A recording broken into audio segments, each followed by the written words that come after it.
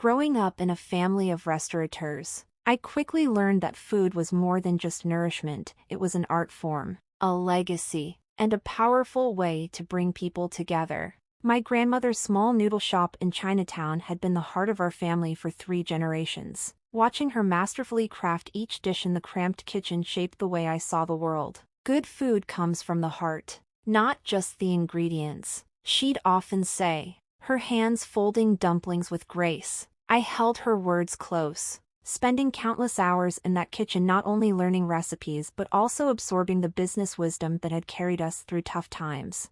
What no one knew, though, was that I was also pursuing an online MBA, studying late into the night after the restaurant had closed. During the day, I honed my skills in flavor balancing and fresh ingredients, while at night, I immersed myself in market analysis, business strategy, and corporate finance. My ambition went beyond just running a restaurant. I wanted to revolutionize the food industry.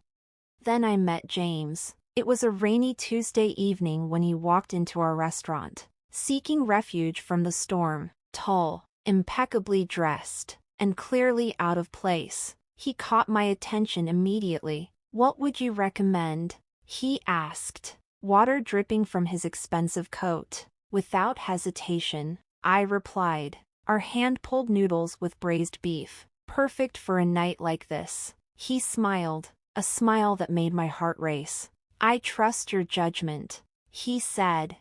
20 minutes later, I watched as he took his first bite. His eyes widened in surprise, then closed in delight. When they opened again, they locked onto mine. "This is incredible," he said. "I've never tasted anything like it." That moment marked the beginning of our story. James became a regular, visiting 3 times a week, always eager to try something new. Our conversations started with food but quickly expanded to everything else. He worked in finance at a major investment firm, while I shared stories about the restaurant, carefully omitting my MBA and bigger ambitions. 6 months later, he proposed, simple and intimate, just the two of us in the restaurant after hours, over the same noodles he'd first tasted. Meeting his family, however, was a different story. The Chens were old money, with a business empire that spanned restaurants, hotels, and real estate. His father, Richard Chin, was the CEO of Chin Global Hospitality, one of Asia's largest luxury hotel and restaurant chains. His mother, Victoria, embodied old-world elegance, while his sister Amanda was the company's director of operations. From the moment I met them, it was clear I didn't fit their ideal image of a daughter-in-law. During our first meeting, Victoria raised an eyebrow. "How quaint," she remarked about my small restaurant. Amanda's disdain was more overt. "James, you can't be serious. We're Chens. We own restaurant chains, not street food stalls." James squeezed my hand under the table but remained silent, a red flag I chose to ignore.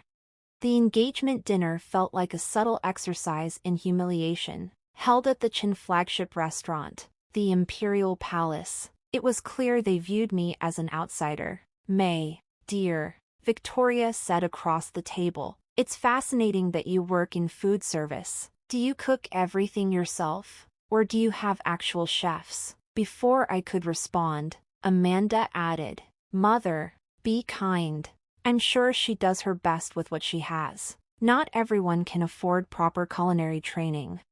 Drawing on years of customer service experience, I maintained my composure. "I trained under my grandmother," I replied. "Family recipes," Victoria interrupted. "James, remember our cooking class in Paris with the Michelin-starred chef?" James chuckled uncomfortably. "Mother, please." But the most painful part wasn't their condescension, it was James's silence. He never once defended me or our relationship.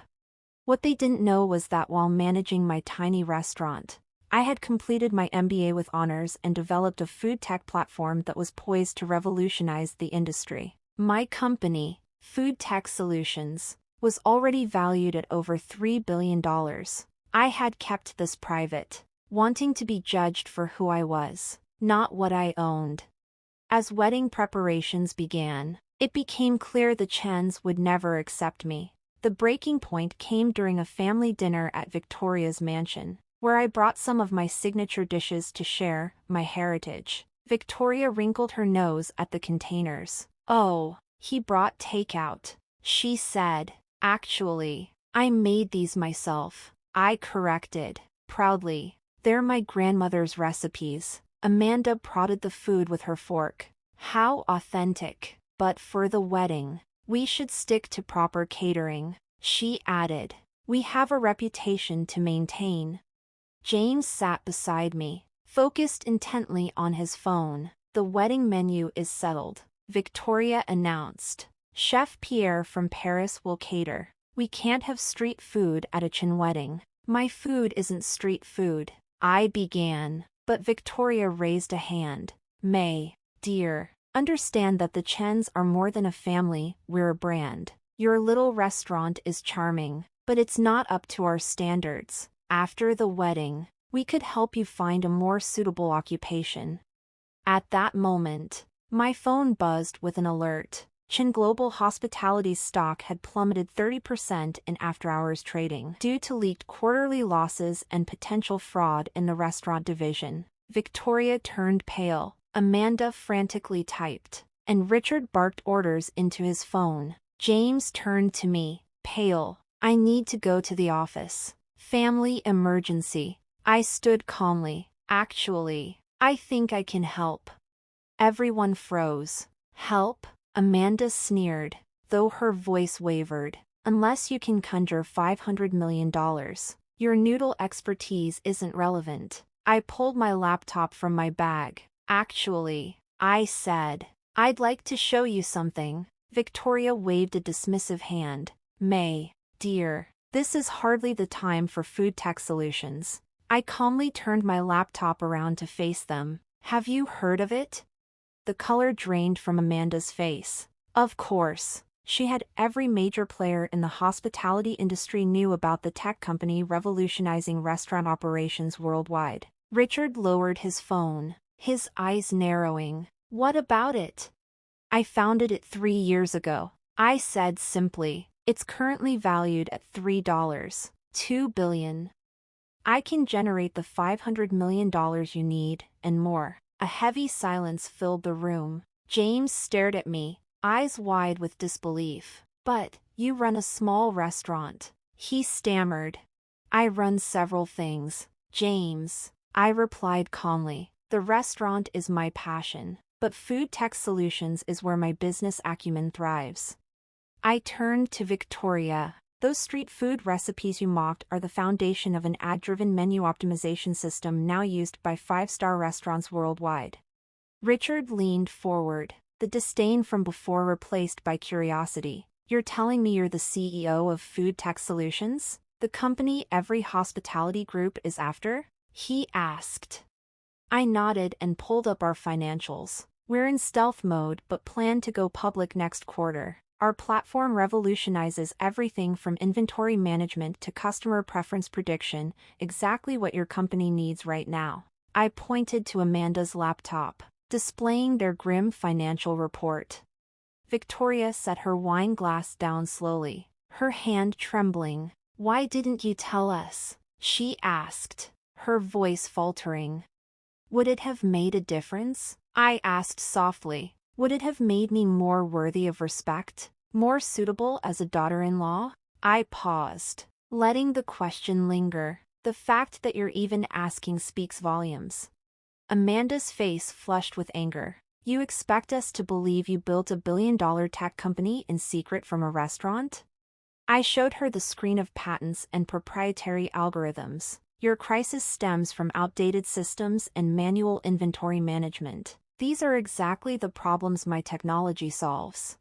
Richard's business instincts kicked in. "We should discuss this privately, perhaps over dinner at the Imperial."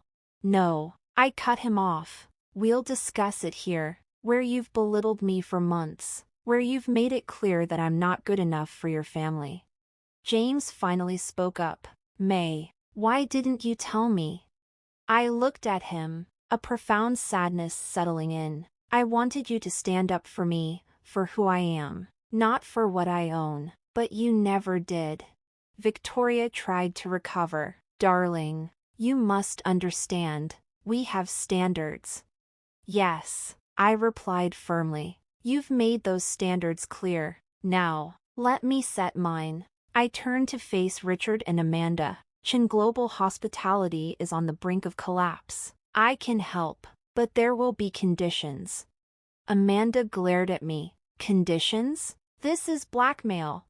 No, Amanda, this is business, I said, smoothing my dress. You've treated me like I'm beneath you. Now you need my help. Can your pride handle that? Richard's tone shifted, now more conciliatory. Name your conditions.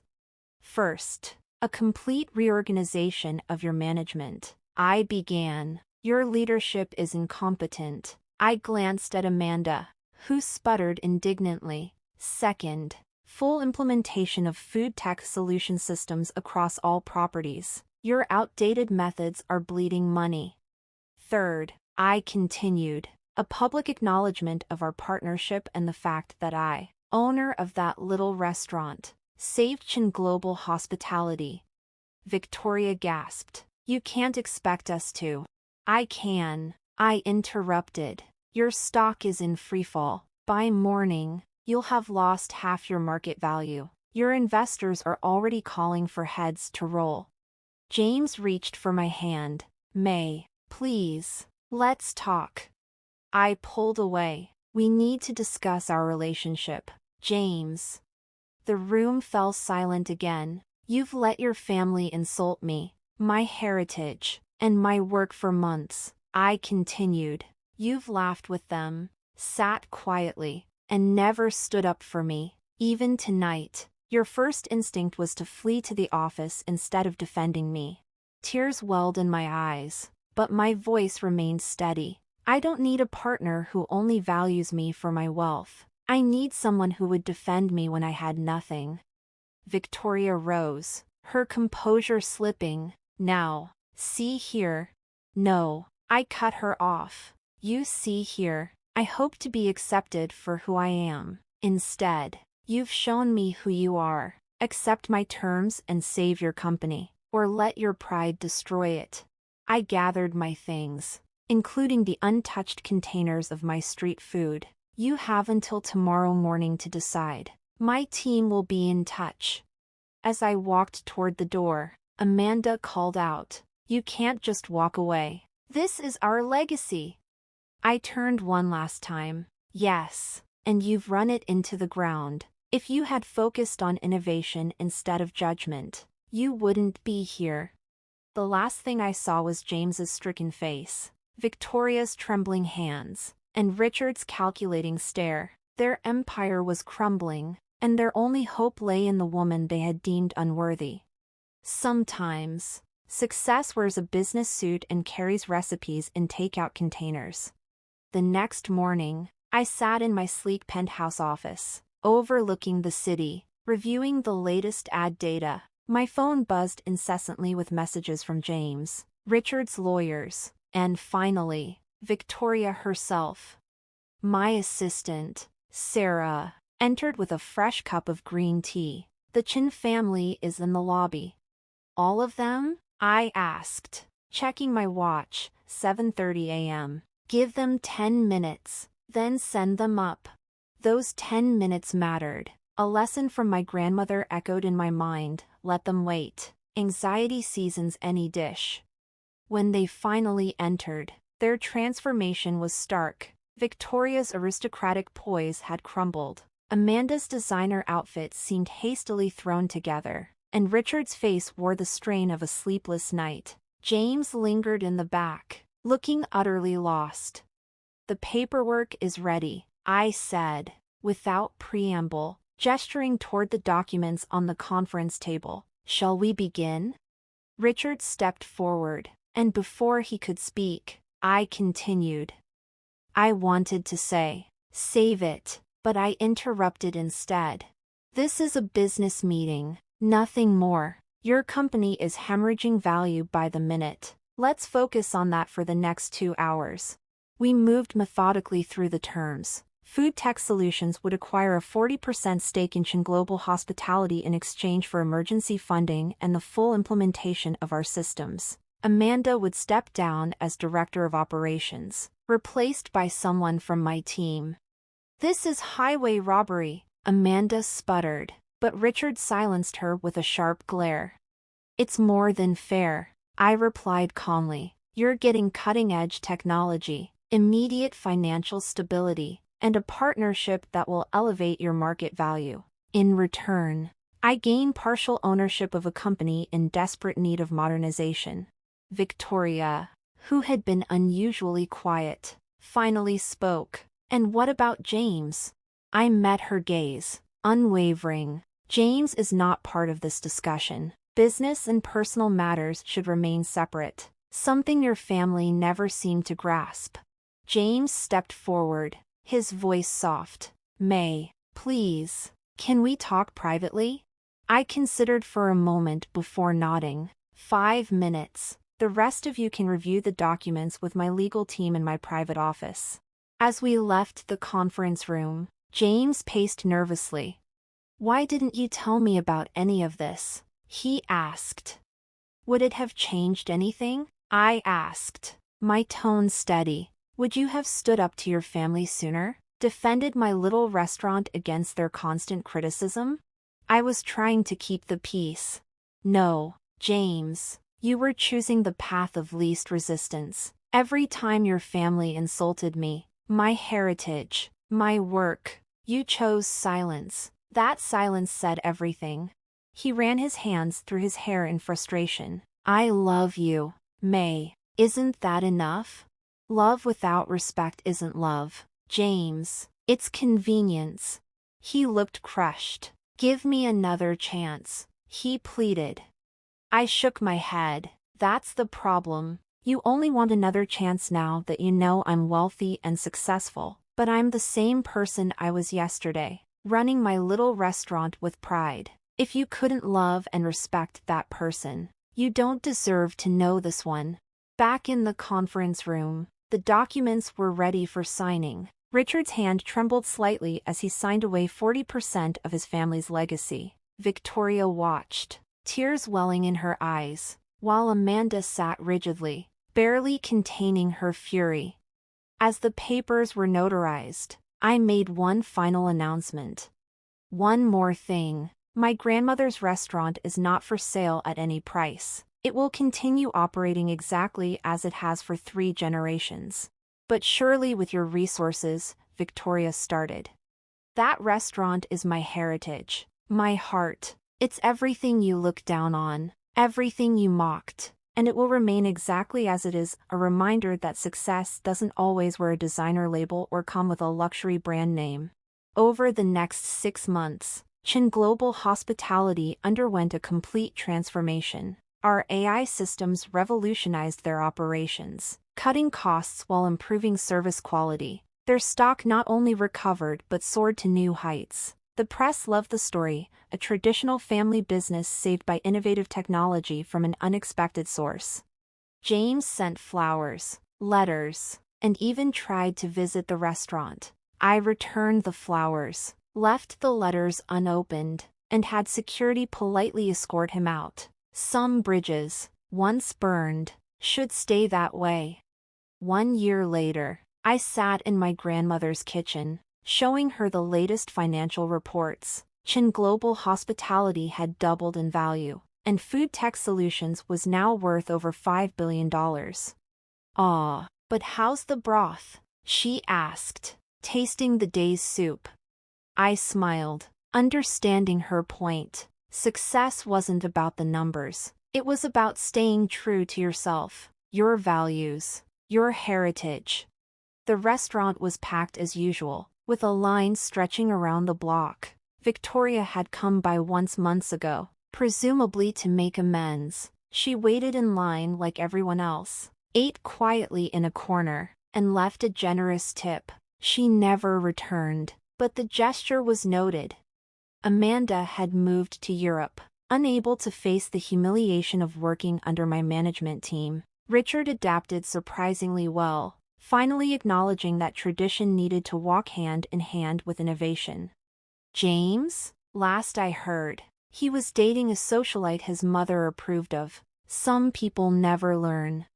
As for me, I split my time between running a global tech company and making noodles in my grandmother's kitchen. Both brought me joy in different ways. Both were equally important parts of who I am.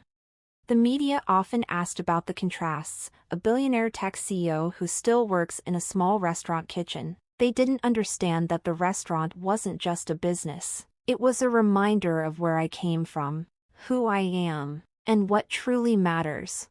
One evening, as I was closing up the restaurant, a young girl peeked into the kitchen. "Are you really the lady who owns all those big hotels now?"